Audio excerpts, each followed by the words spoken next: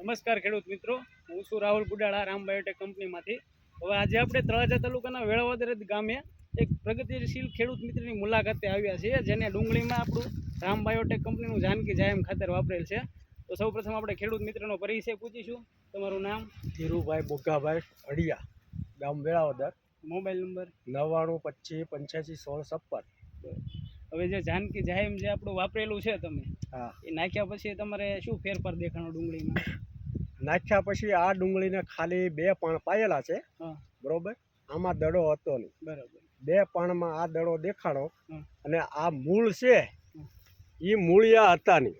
બરોબર. મૂળિયા હતા એ હાવ કાળા મૂળિયા હતા. બરોબર. અને આ બધાની નજર સામે બધું નવું મૂળિયું, વ્હાઇટ કલરનું તાજું મૂળિયું, બરોબર. તે પછીનો દડો છો અને આ દડા દેખાય છે.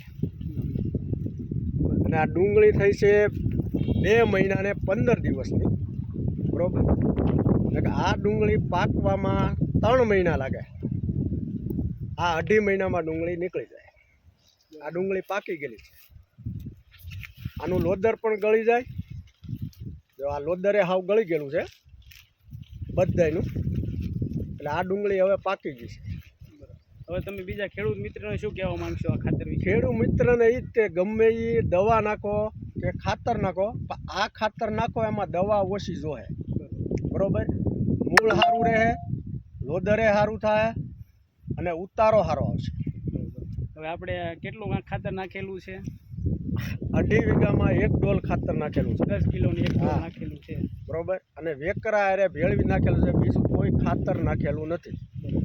ટૂંકમાં જે ડુંગળી છે એ દડે નહોતી પડતી. ખાતર નાખ્યા પછી દડાનો ગ્રોથ સારો એવો થયો છે. બરોબર. દડે નહોતી પૂરતી અને એમાં મૂળિયું નહોતું. મૂળિયું નહોતું. હા, મૂળિયા કાળા પડી જતા. હા. હડો જે આવી હા, પ્રમાણે જે મૂળિયે હળો હતો એ મટી ગયો અને કમ્પ્લીટ માલ. નવો મૂળ મૂકેલો છે. હા. બરોબર ને? હા. ઓકે.